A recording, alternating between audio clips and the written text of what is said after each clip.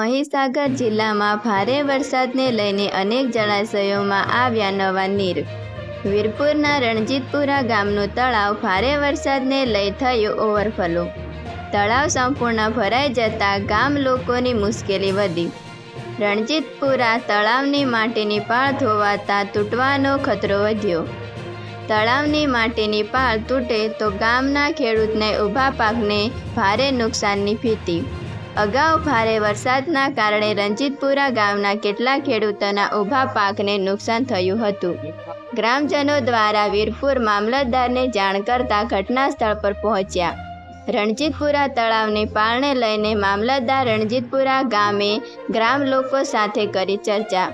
રણજીતપુરા ગામની પાળને યોગ્ય સમારકામ કરવા આપવામાં આવી સૂચના।